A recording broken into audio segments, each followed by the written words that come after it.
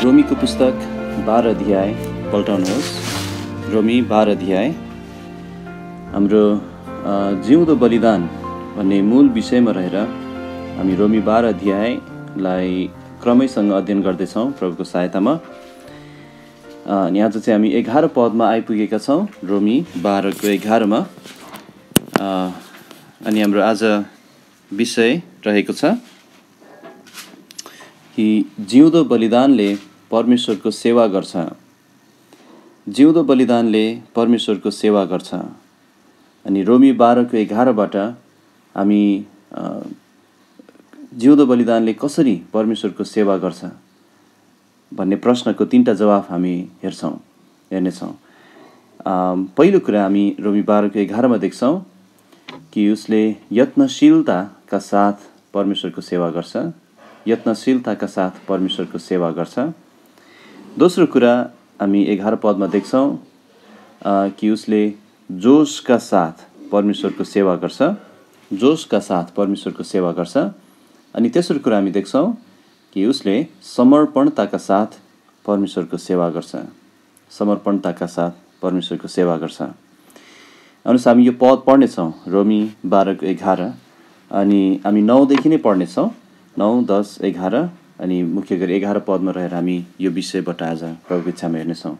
रोमी 12 को 9, 10, 11 यहाँ लेखिएको छ, प्रेम निष्कपट होस्, खराब कुरालाई घृणा गर, जुन कुरा असल छ त्यसमा टाँसी बस,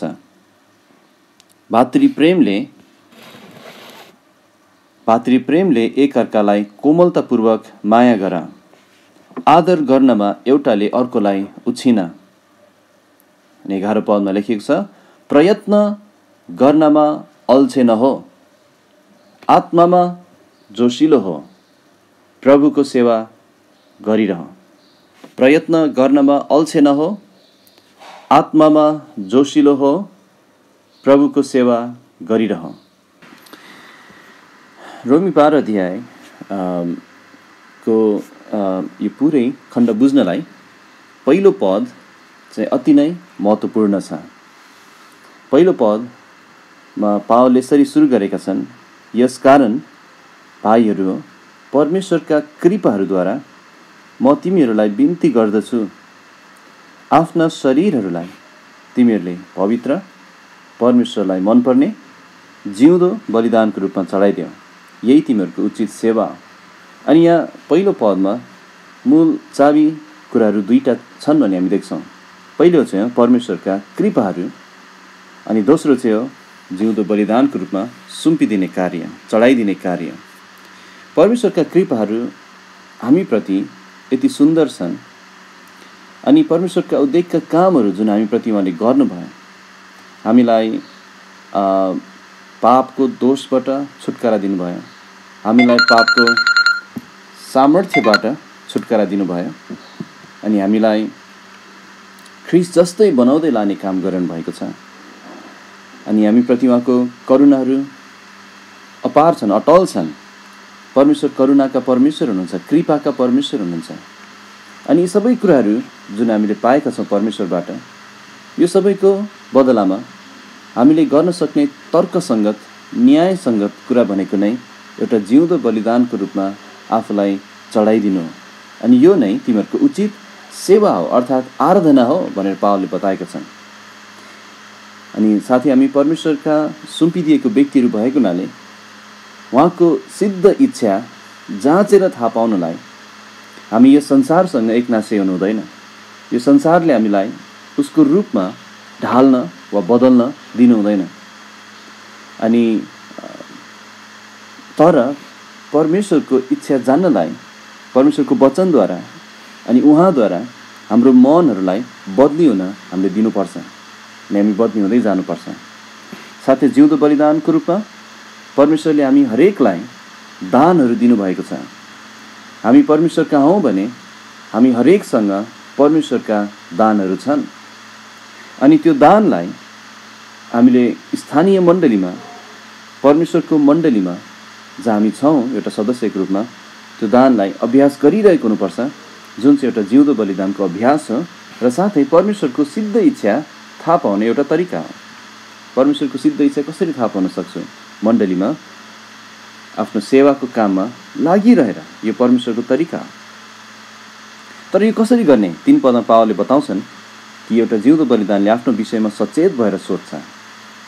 परमेश्वरले मलाई जे दान दिनुभएको छ वा परमेश्वरले मलाई जे सेवामा राख्नु भएको छ त्यसको विषयमा म नम्र हुनुपर्छ। मैले आफ्नो मनलाई ठिक तरिकाले सोच्न अभ्यास गराउनुपर्छ। अनि मनको नम्रताको कारणले मैले एकले अर्कोको सेवा गर्नुपर्छ। परमेश्वरको वचनले त्यही सिकाउँछ। अनि यो नै परमेश्वरको सिद्ध इच्छा जान्ने तरिका हो। 9 पददेखि 21 पदमा अब एकदम व्यवहारिक शिक्षाहरू पावलले परमेश्वरका यी कृपाहरूद्वारा नै दिइरहेका छन्। परमेश्वरका कृपाहरूको भागीदार भएको हुनाले, परमेश्वरको अनुग्रहले मुक्ति पाएको व्यक्ति भएको हुनाले पावलले रोमी 12:1 मा भनेछन्, यसकारण भाइहरू परमेश्वरका कृपाहरूद्वारा म बिन्ती गर्दछु। अनि यो बिन्ती टुङ्गिएको छैन। अनि 9 पदबाट एकदमै व्यवहारिक बिन्तीहरू पावलको हामी देख्न सक्छौँ। 9 देखि 21 मा भएका यी लगभग 24-25 वटा यी आज्ञाहरू चाहिँ पावलले एकपछि अर्को गर्दै दिइरहेका छन्। अनि यसलाई एकदम प्रणालीबद्ध तरिकाले यसलाई विभाजन गर्न सकिँदैन। यो अनियमित तरिकाले दिइएको छ। अनि साथै यो एकदम छिटो छिटो गतिमा दिइएको छ। पढ्दै जाने भने एकपछि अर्को आज्ञा एकदम छिटो छिटो आइरहेको छ। तर यी आज्ञाहरू चाहिँ हाम्रो हृदयलाई, हाम्रो प्राणलाई कायल पार्ने आज्ञाहरू हुन् अनि व्यवहारिक छन् अनि जोडिएका छन् 1 देखि 11 अध्यायको सत्यताहरूसँग, त्यही कृपाहरूद्वारा। अनि त्यसैले हामीले 9 पदबाट पनि हामी अध्ययन गर्दैछौँ। 9 पदमा हामीले के सिक्यौँ भने जिउँदो बलिदानले शिक्षालाई व्यवहारिक बनाउँछ। 10 पदमा हामीले सिक्यौँ जिउँदो बलिदानले भाइहरूप्रति ठिक व्यवहार गर्छ। भातृप्रेमले एकअर्कालाई कोमलतापूर्वक माया गर्ने, आदर गर्न एकअर्कालाई उछिन्नु। अनि साथै 11 पदबाट हामी के आज सिक्दैछौँ भने जिउँदो बलिदानले परमेश्वरको सेवा गर्छ। अनि 11 पदबाट चाहिँ अब परमेश्वर 11 पदमा चाहिँ परमेश्वरसँगको एउटा जिउँदो बलिदानको सम्बन्धको बारेमा सिकाउन थालिएको छ। एउटा जिउँदो बलिदानले जुन उसको प्रेम छ 9 पद अनुसार, त्यो निष्कपट प्रेम छ। त्यो प्रेम चाहिँ उसले अब परमेश्वरतर्फ अभ्यास गर्दैछ। उसले आफ्नो प्रेम परमेश्वरको सम्बन्धमा अभ्यास गरिरहेको छ। अनि यो प्रेमले आफैलाई कसरी प्रकट गर्छ भन्ने कुरा यहाँ देखाइरहेको छ। अति नै महत्त्वपूर्ण विषयमा आज हामी प्रवेश गर्दैछौँ, हामी हेर्दैछौँ। प्रेम चाहिँ परमेश्वरको सन्तानको जिम्मेवारी हो, बाइबलको मुख्य विषय हो। परमेश्वरले संसारलाई ख्रिस्टद्वारा प्रेम गर्नुभयो अनि यो प्रेम निष्कपट हुनुपर्छ भन्ने कुरा हामीले हेऱ्यौँ। यो प्रेम चाहिँ भातृप्रेममा अभ्यास गरिनुपर्छ भन्ने हामीले हेऱ्यौँ। तैपनि एउटा विश्वासीले अर्को विश्वासीलाई गर्ने प्रेमभन्दा पनि अझै पहिलो उसको जिम्मेवारी र पहिलो प्रेम चाहिँ परमेश्वरतर्फ हुनुपर्छ। अनि परमेश्वरतर्फको उसको पहिलो प्रेम नै जग हो वास्तवमा, कि त्यही कारणले नै अब ऊ भाइहरूलाई ठिक तरिकाले प्रेम गर्न सकेको छ। परमेश्वरतर्फको प्रेमले नै उसलाई एकअर्कालाई प्रेम गर्न उत्साह दिन्छ। अनि धेरै मानिसहरूले खास म परमेश्वरलाई प्रेम गर्छु भनेर भन्छन् अनि त्यो सत्य होस् भन्ने हामी चाहना गर्छौँ, प्रार्थना गर्छौँ। तर वास्तवमा तपाईँले म परमेश्वरलाई प्रेम गर्छु भनेर भन्नुहुन्छ भने बाइबलले के सिकाउँछ भने त्यो प्रेम जुन मुखको दाबी गरेको प्रेम छ, म परमेश्वरलाई प्रेम गर्छु, त्यो प्रेम चाहिँ कहिले पनि त्यो प्रेम चाहिँ यत्तिकै बसिरहेको हुँदैन। त्यो प्रेमले केही गर्छ। त्यो प्रेम जस्तै ख्रिस्टले भन्नुभयो, तिमीहरू मलाई प्रेम गर्छौ भने मेरो आज्ञाहरू पालन गर। त्यसैले प्रेम खालि बोलीको मात्र हुँदैन, त्यहाँ केही काम गरिएको हुन्छ, उहाँको आज्ञाहरू पालन गरिएको हुन्छ। अनि यहाँ हामी देख्छौँ कि त्यो प्रेम, परमेश्वरप्रतिको प्रेमले चाहिँ उहाँको सेवा गरेको हुन्छ। प्रेमले आफूलाई विभिन्न तरिकाले प्रकट गर्छ, प्रमाणित गर्छ, अनि त्यसमध्ये एउटा हो सेवा गरेर। अनि त्यसरी पावलले कसरी हाम्रो परमेश्वरप्रतिको प्रेम कस्तो हुनुपर्छ, हामीले कसरी त्यो अभ्यास गर्नुपर्छ भन्ने कुरा यहाँ बताइरहेका छन् 11 पदमा विशेष गरी।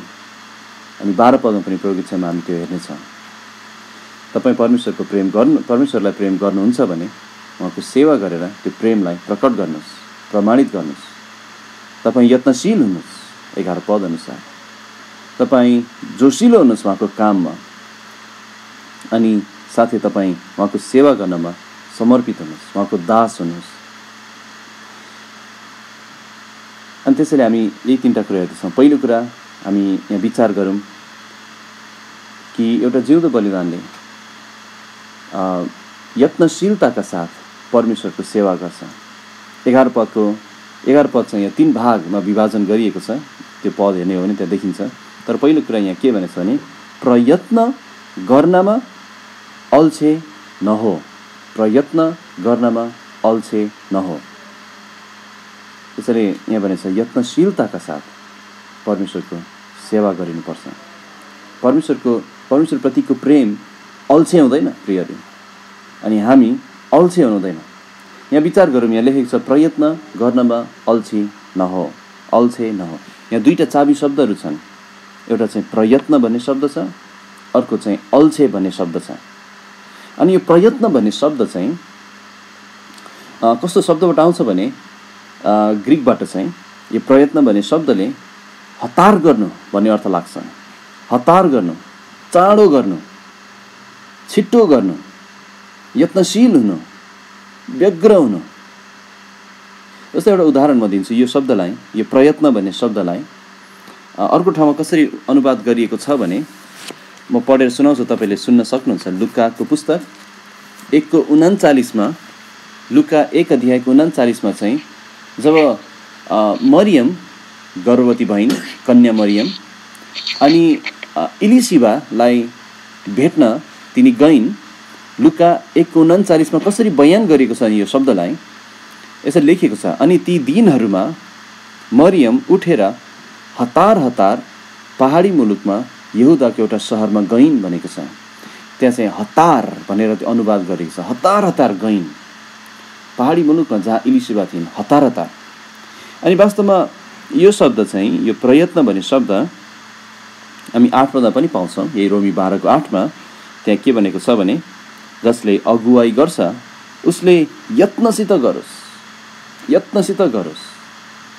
त्यसैले हामी के बुझ्छौँ भने परमेश्वरको काममा त्यहाँ यस्ता केही चिजहरू छन् जसलाई यत्नसित गरिनुपर्छ।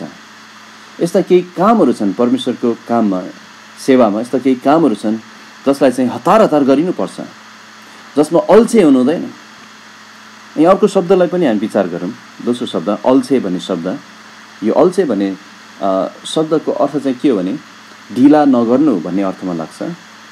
ढिला नगर्नु, यहाँ अल्छे नहो भनेको, अनि त्यो राम्रो अनुवाद हो। ढिला नगर्नु भनेको जुन काम हतार गर्नुपर्छ त्यसमा ढिला गर्नु हुँदैन।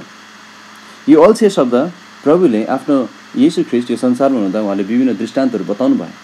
अनि त्यसमध्ये एउटा दृष्टान्त उहाँले बताउनु भएको थियो मत्ती 25 तोडाहरूको दृष्टान्त। 5 तोडा, 3 तोडा, 2 तोडा अनि एकजनालाई 1 तोडा। अनि जुन 1 तोडा पाउने दास थियो उसले चाहिँ गएर त्यो लुकायो। ऊ अल्छे थियो, लुकायो। ऊ मालिक फर्केर आउनुहुन्छ भने विश्वास गर्दैन थियो, उसले लुकायो। जब मालिक फर्केर आउनु भयो त्यो 1 तोडा पाउनेले अरूले त 2 गुणा हिसाब बुझाए, फल फलाए, तर उसले चाहिँ त्यही लुकाएको तोडाले अनि तपाईँको तोडा यही हो राख्नुहोस् भनेर उसले फिर्ता गर्यो। अनि उसलाई मालिकले कसरी भन्नुभयो भने हे दुष्ट र अल्छे दास, हे अल्छे र दुष्ट दास।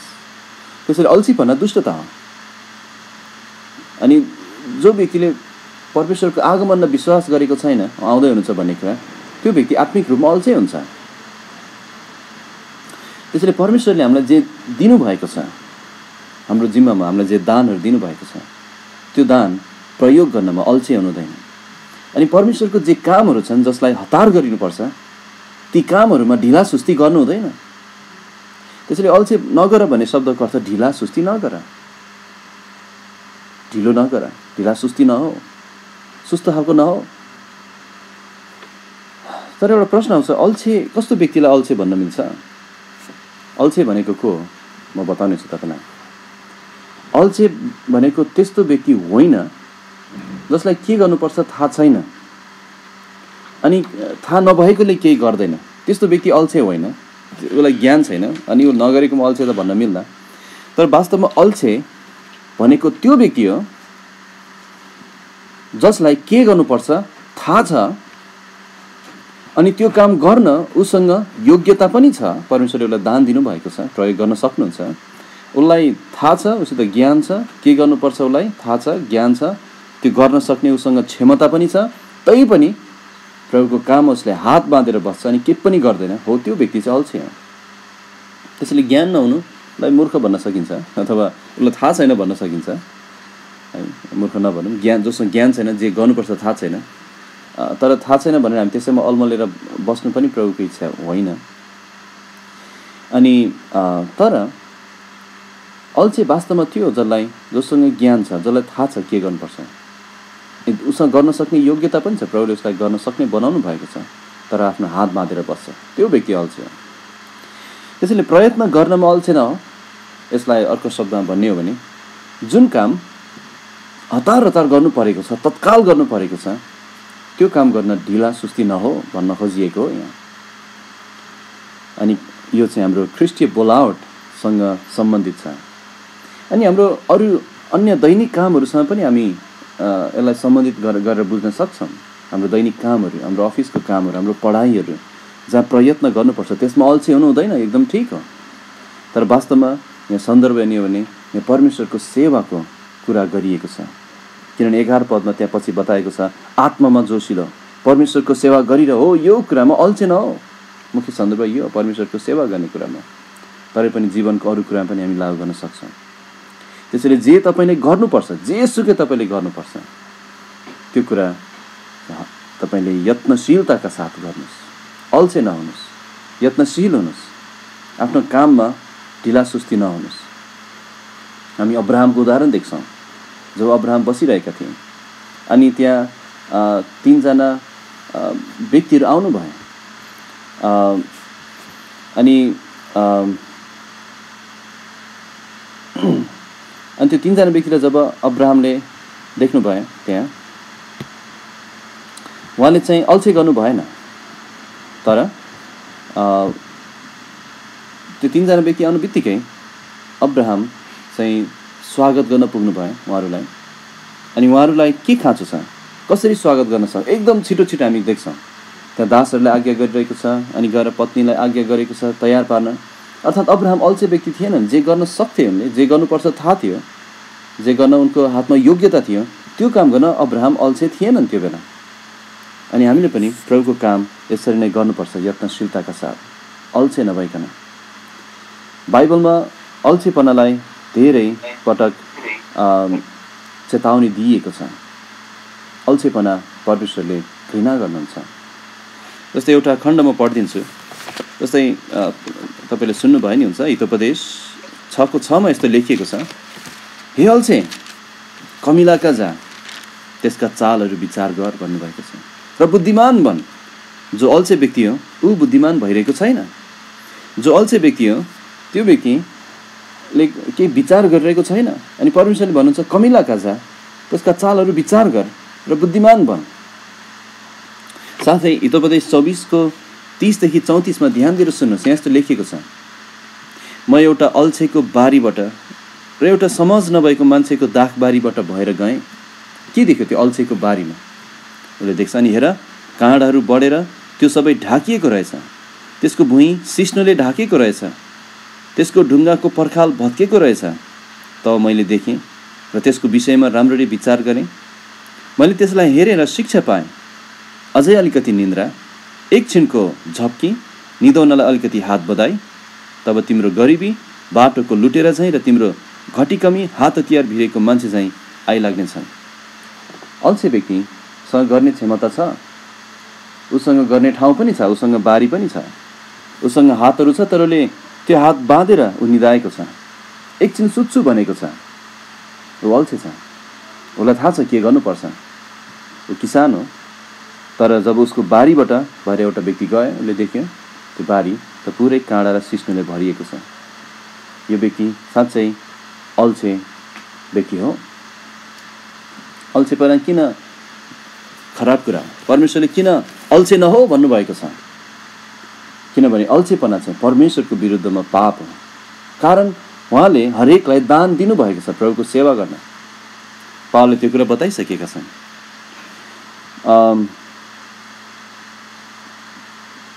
रोमी 12:4, 5, 6, 7, 8 पद पावलले सिकाइसकेका छन् कि हरेक व्यक्तिसँग परमेश्वरको दान छ।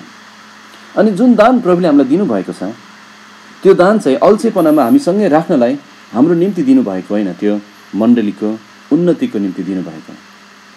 परमेश्वरले त्यो दान हामीलाई दिनुभएको छ उहाँको सेवाको निम्ति स्थानीय मण्डलीमा, ताकि उहाँलाई महिमा होस्। अनि यदि हामीलाई परमेश्वरले दिनुभएको दान प्रयोग गर्न हामी अल्छे गरिरहेका छौँ भने हामी उहाँको विरुद्धमा पाप गरिरहेका छौँ। त्यो चाहिँ परमेश्वरले दिनुभएको दानलाई बल्दो नपार्नु, दुरुपयोग हो, त्यसलाई उपयोग नगर्नु। अल्छेपना किन खराब हो? किनभने अल्छेपना चाहिँ तपाईँको आफ्नै विरुद्धमा पनि पाप हो। परमेश्वरले तपाईँलाई गर्न शरीरमा बल दिनुभएको छ र साथै तपाईँलाई उहाँले दान दिनुभएको छ। विशेष गरी तपाईँ जवानहरू जोसँग शरीरमा बल छ त्यो परमेश्वरबाट हो। अनि यदि यो परमेश्वरको निम्ति प्रयोग गरिनु भएको छैन भने जे तपाईँलाई दिएको छ तपाईँको आफ्नै विरुद्धमा पनि तपाईँ पाप गर्दै हुनुहुन्छ।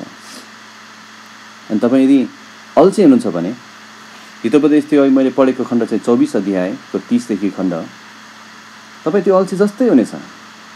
तपाईँको आफ्नो जीवनको दाखबारी चाहिँ काँडा र सिस्नुले भरिएको हुनेछ, कारण तपाईँले हात बाँधेर बस्नुभयो। अनि भन्यो भने कति आत्मिक जमिनहरू, कति आत्मिक बारीहरू चाहिँ आज काँडा र सिस्नुले भरिएको छ, हितोपदेश 24 भने जस्तै। किनभने उनीहरू अल्छे भए। यो अझै हामी हेर्नेछौँ अहिले। अल्छेपन किन दुष्ट हो नि? यो चाहिँ अर्को व्यक्तिलाई खास प्रेम नगर्नु, भातृ प्रेमले माया नगर्नु। अघि मैले भने जस्तै अल्छे व्यक्तिसँग ज्ञान छ, गर्ने योग्यता पनि छ, तर उसले गर्न रोज्दैन, उसले नगर्न रोज्छ। हो, यो व्यक्ति अल्छे व्यक्ति हो। पाप चाहिँ जे गर्नुपर्छ त्यो नगर्नु पनि पाप हो वास्तवमा। खालि नगर्ने कुरा गर्नु मात्र होइन, तर जे गर्नु पर्थ्यो त्यो गर्न चुक्नु पनि पाप हो। जस्तै याकुब 4 अध्यायमा बताएको छ, यसकारण जसले भलाइ गर्न जान्दछ तर गर्दैन त्यसका निम्ति त्यो पाप हो। जसले जान्दछ तर गर्दैन, गर्नुपर्छ थाहा छ तर गर्दैन, त्यसको निम्ति पाप हो। अनि अल्छेपना चाहिँ किन खराब हो भने अल्छे व्यक्तिले मेरो जीवन कति सीमित छ भन्ने कुरालाई ध्यानै दिइरहेको हुँदैन। हामी सधैँ यो संसारमा बस्दैनौँ प्रियहरू, हाम्रो जीवन छोटो छ अनि हामी छिट्टै नै प्रभु कहाँ जान्छौँ, छिट्टै नै उहाँको सामु हामी उभिनेछौँ हिसाब बुझाउनलाई। उहाँले हामीलाई दिनुभएको दानहरू, अनि उहाँले हामीलाई दिनुभएको समयहरू, उहाँले हामीलाई दिनुभएको स्वतन्त्रताहरू, उहाँले हामीलाई दिनुभएको शरीरको बलहरू, उहाँले हामीलाई दिनुभएको खाँटी शिक्षाहरू, उहाँले हामीलाई दिनुभएको व्यवहारिक शिक्षाहरू, यसको के गरे हामीले हिसाब बुझाउनुपर्छ। अनि हामी सधैँ यो संसारमा रहँदैनौँ, हाम्रो जीवन कति सीमित छ। तर दुःख लाग्दो कुरा एउटा अल्छे व्यक्तिले मेरो जीवन सीमित छ भन्ने कुरालाई ध्यानै दिएको हुँदैन। किनभने तपाईँ सधैँ बाँच्नु हुँदैन, एक दिन तपाईँको मृत्यु हुन्छ, एक दिन मेरो मृत्यु हुन्छ, यदि ख्रिस्ट त्योभन्दा अगाडि आउनु भएन भने। तर जब हामी संसार छोडेर जान्छौँ, चाहे मृत्युद्वारा चाहे ऱ्याप्चरद्वारा, अब त्यसपछि परमेश्वरको सेवा गर्ने यो संसारमा हामीलाई मौका हुँदैन। हो, स्वर्गमा गर्छौँ, तर जति हामी यहाँ गर्न सक्थ्यौँ, जति हामी इनाम कमाउन सक्थ्यौँ, स्याबास विश्वासयोग्य र असल दास भनेर हामी सुन्न सक्थ्यौँ, त्यो हामीले त्यहाँ अनन्ततामा हाम्रो शरीरमा गरेको अनुसार हामी सुन्न सक्दैनौँ। बाइबलले बताउँछ, तिम्रो हातले गर्नलाई जे भेट्टाउँछ त्यो आफ्नो शक्ति भर गर, किनभने चिहानमा जहाँ तिमी जाँदैछौ कुनै काम, कुनै युक्ति, कुनै ज्ञान र कुनै बुद्धि छैन। उपदेशक 9:10 त्यो बताएको छ। जे भेटाउँछ तिम्रो हातले त्यो गर, त्यो शक्ति भर गर, यत्नशील भएर गर, किनभने चिहानमा त्यहाँ कुनै ठाउँ छैन अब त्यो काम गर्नलाई।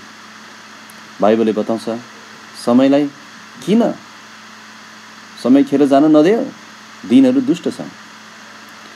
त्यसैले अल्छे व्यक्तिले वास्तवमा प्रभुले मलाई कति काम दिनुभएको छ र कति थोरै समय छ भन्ने कुरालाई ध्यानै दिँदैन। अल्छे व्यक्तिले आफ्नो वरिपरि भएको त्यो मुक्ति नपाएका व्यक्तिहरूलाई प्रेम गर्दैन, नत्र भने उनीहरूका जाने थियो, ऊ हात बाँधेर बस्ने थिएन। त्यसैले प्रियहरू, प्रयत्न गर्नमा अल्छे नहो, बाइबलले बताउँछ। चाहे तपाईँको घरको काम किन नहोस्, यत्नशील हुनुहोस्। चाहे तपाईँको घरको बाहेक अरू काम किन नहोस्, पढाइको, स्कुलको, जागिरको, तपाईँले गर्न सक्ने गर्नुहोस्। तर तपाईँको आत्मिक जीवनलाई अझ बढी ध्यान दिनुहोस्। तपाईँको व्यक्तिगत परमेश्वरसँग समय बिताउने कुराहरू, बाइबल अध्ययनमा, प्रार्थनाहरूमा समय छुट्याउने कुराहरूमा अल्छे नहुनुहोस्। प्रार्थनाको कुराहरूमा यत्नशील हुनुहोस्।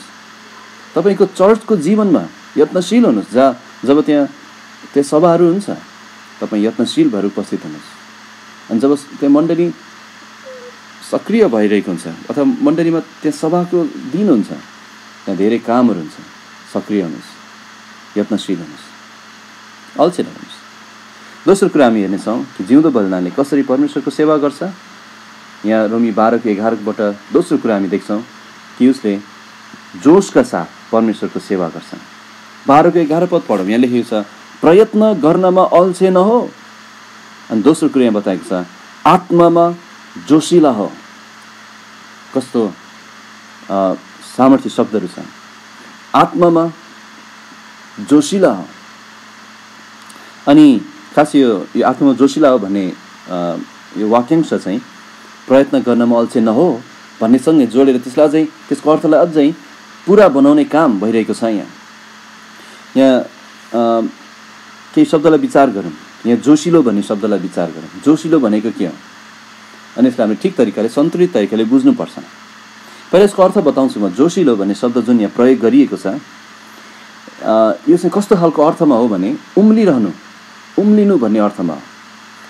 अनि यो चाहिँ वर्तमान र सकारात्मक भन्छ के अरे सक्रिय अर्थमा हो। त्यो अर्थमा बताएको छ। यसको अर्थ हो उम्लिनु अनि एकैचोटि दुध उम्लेछ उम्लिनु अनि फेरि हराउनु होइन, त्यो अर्थमा होइन, तर उम्लिरहनु भन्ने अर्थमा।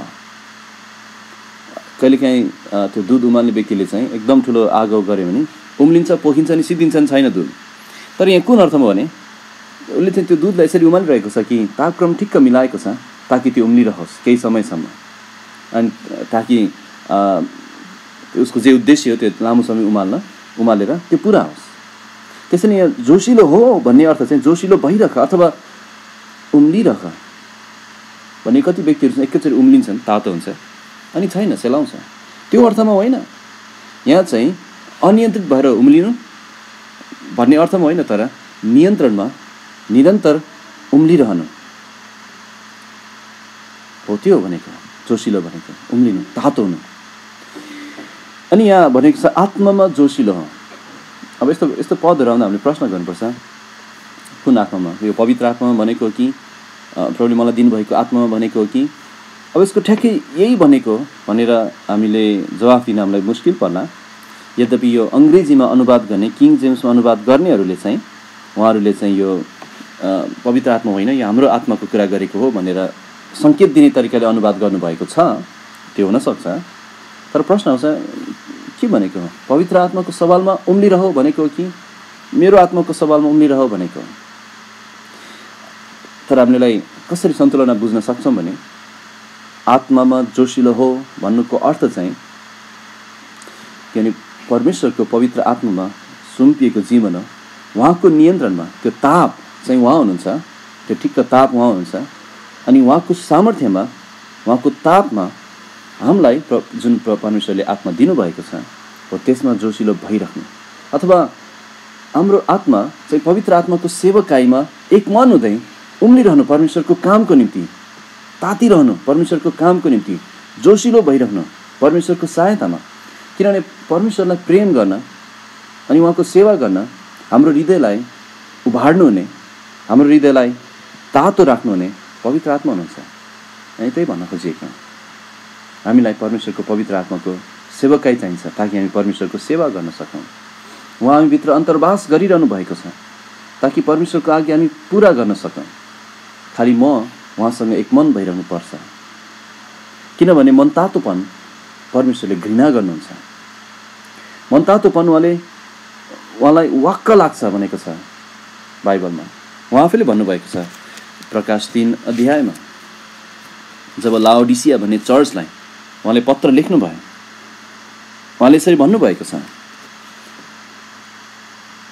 प्रकाश 3:14 अनि लाओडिसिया भएको मण्डलीका दूतलाई लेख, आमेन, विश्वासयोग्य र सत्य साक्षी, परमेश्वरको सृष्टिका मूलले भन्छन्, तिम्रा कामहरू म जान्दछु, तिमी न त चिसा न ताता छौ, तिमी चिसा अथवा ताता भएका भए हुन्थ्यो।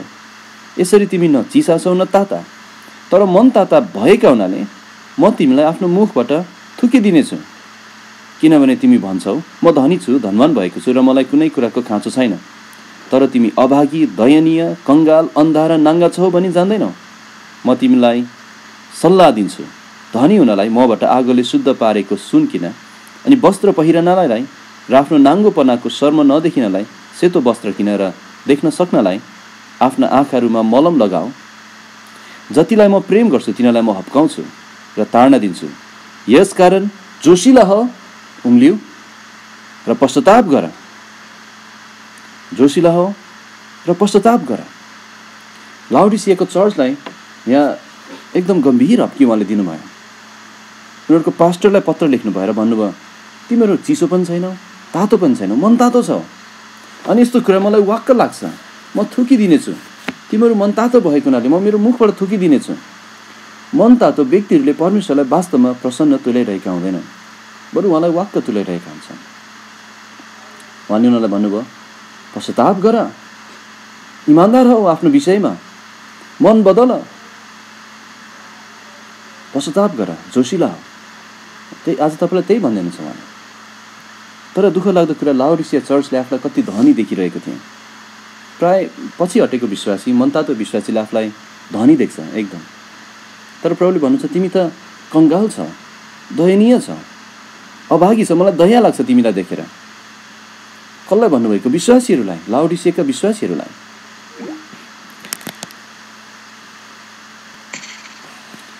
त्यसैले मनतातोपनले परमेश्वरलाई प्रसन्न तुल्याउँदैन।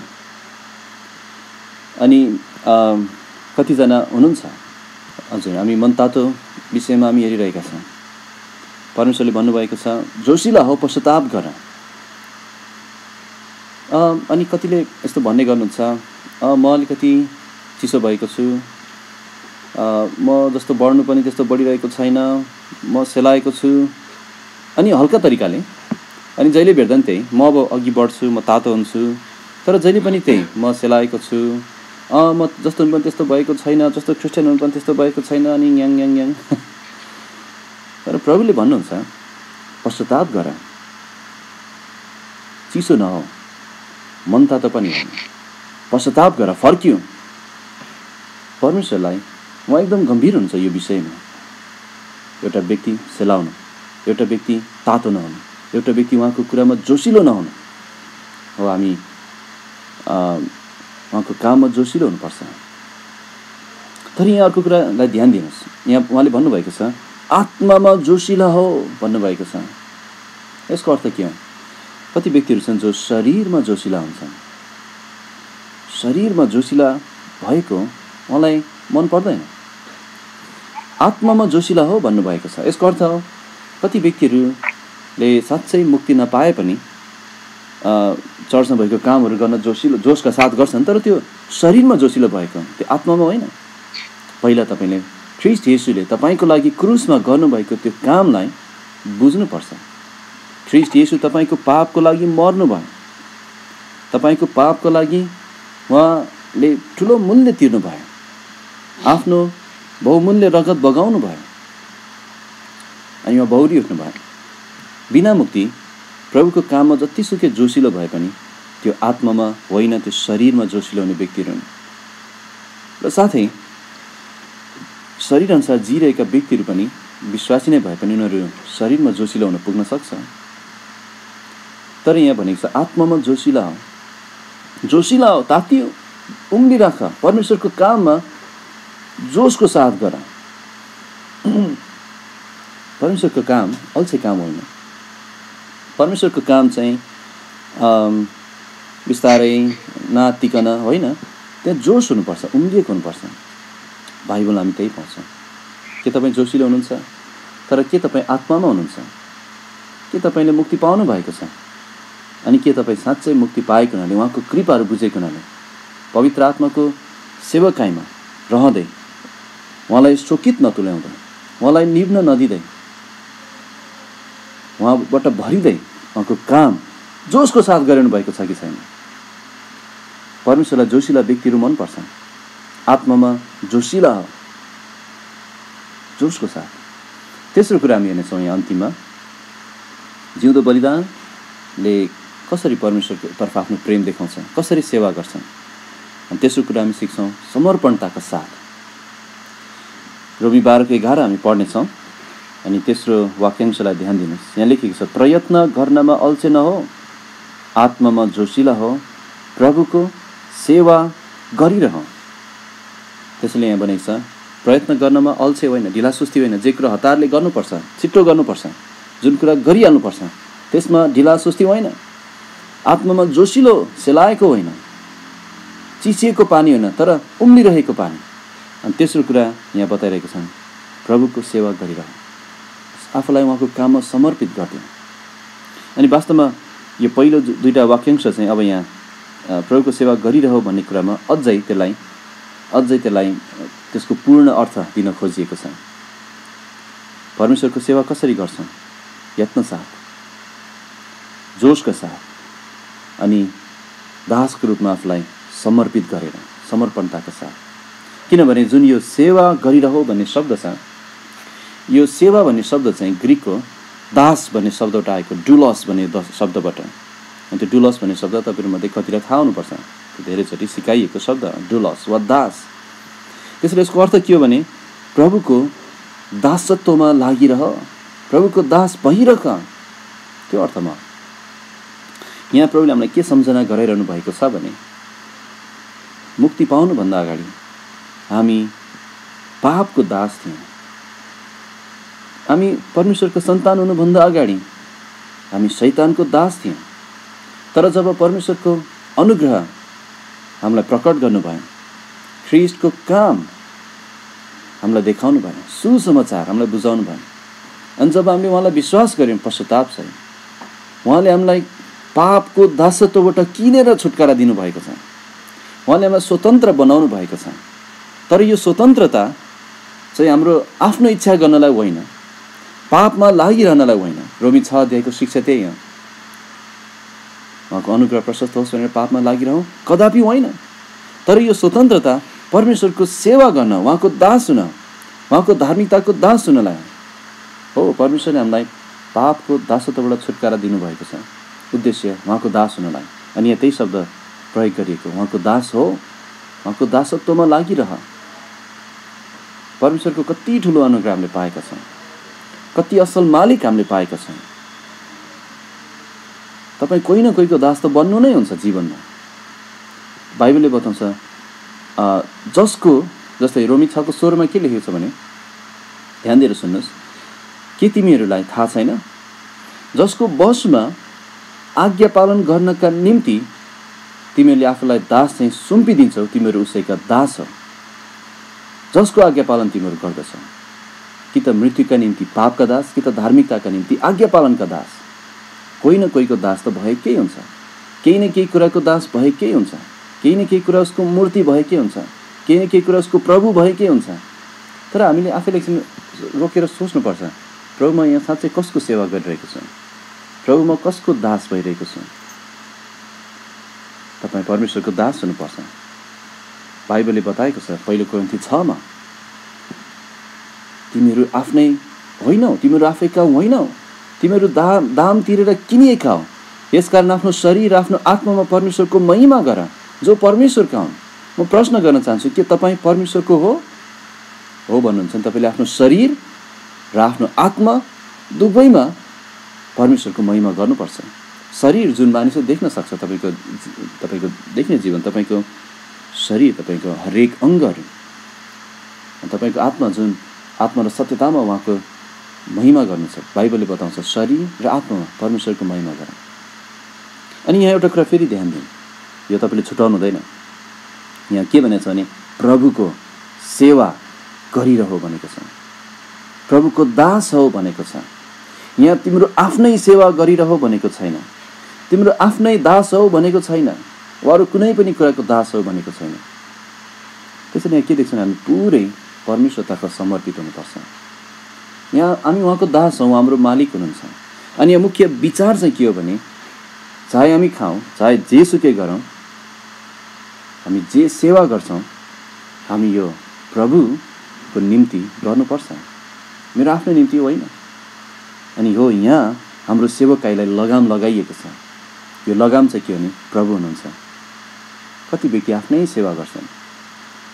बाइबलले बताएको छ अन्तिम दिनहरूमा यस्ता व्यक्तिहरू आउँछन् जसले भक्तिलाई लाभ हुने बाटोको रूपमा प्रयोग गर्छन्। तर हामीले बताएको छ हाम्रो सेवा हाम्रो आफ्नै निम्ति होइन, हाम्रो सेवा पैसाको निम्ति होइन।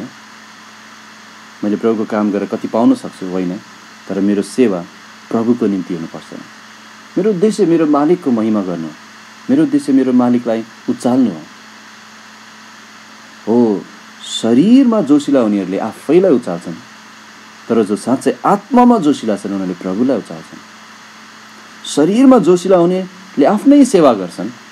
कसैबाट मैले प्रभुको काम गरेपछि कसैले मलाई वाह भन्ला वा कसैले मलाई पहिचान गर्ला, कसैले मलाई सम्मान गर्ला, त्यो आफ्नै सेवा।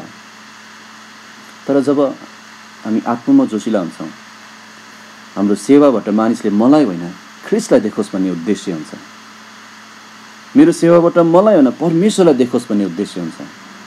चाहे म भजन गाउँ, चाहे म प्रचार गरौँ, चाहे म परमेश्वरलाई मेरो कमाइबाट दिने काम गरौँ, चाहे म अगुवाई गरौँ, चाहे म अर्ती दिउँ, चाहे म कृपा देखाउँ, यहाँ मान्छेहरूले मलाई होइन प्रभुलाई देख्नुपर्छ। त्यसैले चर्चहरूमा हाम्रो स्थानीय मण्डलीमा हामी होसियार हुनुपर्छ। जब मण्डलीमा हामी केही कुरा खाँचो देख्छौँ, मानौँ पर्दा हाल्नु पऱ्यो, मानौँ कार्पेट हाल्नु पऱ्यो, वा भनौँ त्यहाँ केही सामान किन्नु परेछ, वा फ्यान हाल्नु पऱ्यो, फ्यान जोड्नु पऱ्यो, अनि त्यहाँ यस्तो खालको परीक्षा हुन्छ। यस्तो परीक्षा हुनसक्छ कि त्यहाँ बैठकमा चाहिँ ल म चाहिँ फ्यान हाल्छु, म चाहिँ पर्दा हाल्छु, अथवा म यसको खर्च उठाउँछु। त्यो त्यो त्यो इच्छा राख्नु राम्रो, तर म गर्छु, मेरो नाम आओस्।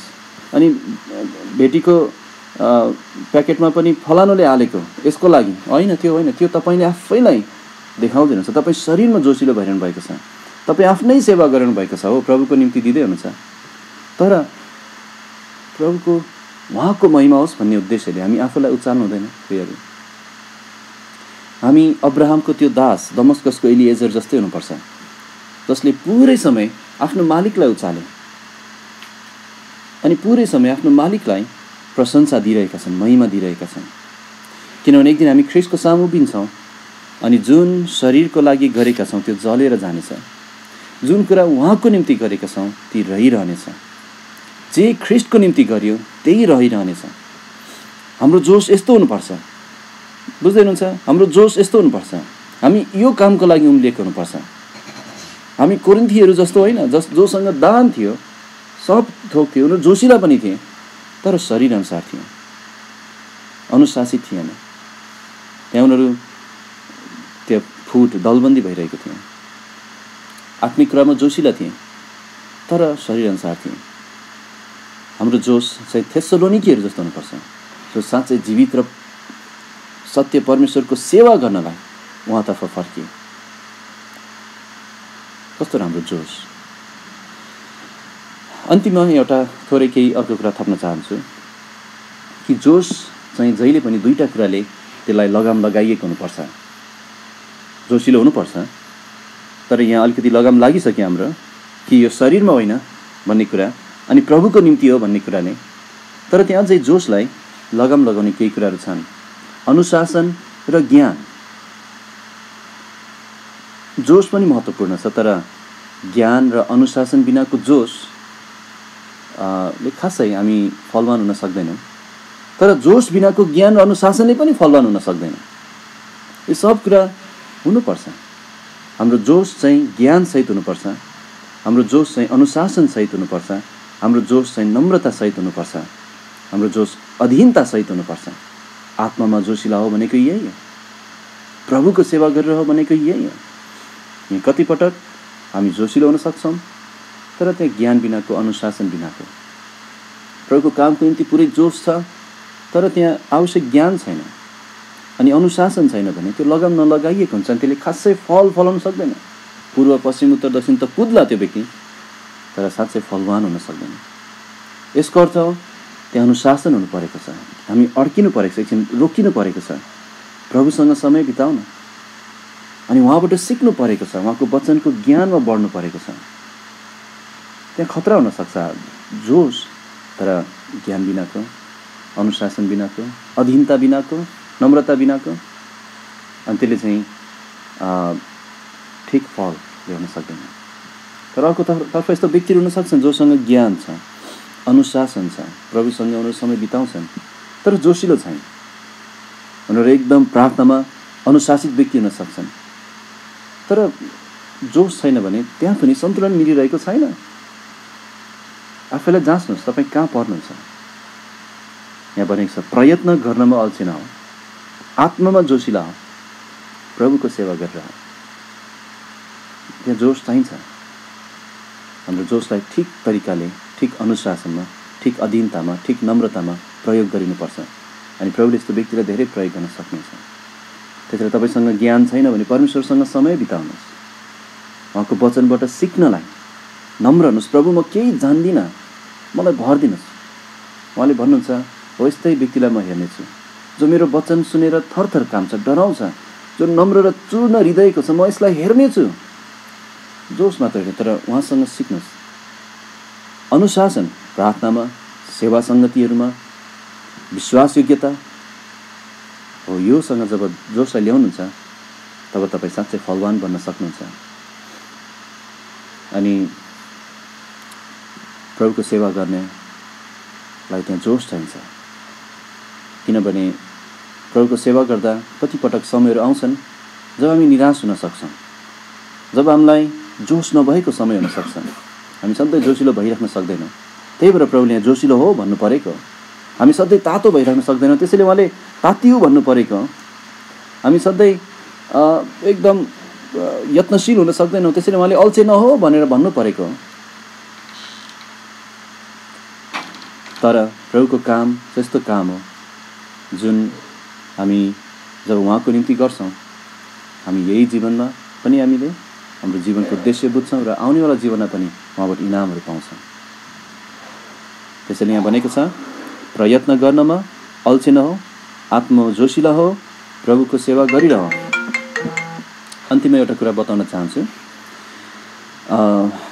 एकजनाले यसरी भन्नुभएको थियो, उहाँको लेखमा मैले पढेको थिएँ, प्रेम चाहिँ सुतिरहने अल्छे होइन, प्रेम चाहिँ सेवा गर्ने दास हो। त्यस्तै प्रेम तपाईँको नसकोस्। प्रभुलाई धन्यवाद भएको होस्। निश्चय पनि प्रभुले तपाईँको हृदयसँग बोल्दै हुनुहुन्छ। मेरो प्रार्थना यही हो, जब यी वचनहरू अध्ययन गर्दै तयार गरेको हुन्छु, अनि अझै हामी हेर्नेछौँ प्रभुको इच्छामा आउने समयहरूमा। अनि साँच्चै रोमी 12:9-21 मलाई व्यक्तिगत रूपमा पनि धेरै कायल पारेको छ। धेरै मैले आफ्नो कमजोरी देख्ने मौका पाएको छु, अनि म कहाँ प्रभुले मलाई छाप्नु परेको छ त्यो देख्ने मौका पाइरहेको छु। अनि मेरो प्रार्थना यही हो कि तपाईँले पनि यो देख्ने मौका पाउनु भएको होस्, तपाईँको जीवनमा यो आशिष हुन सकोस्। आउनुहोस् हामी प्रार्थना गरेर हाम्रो वचनको भागलाई यहाँ राख्नेछौँ।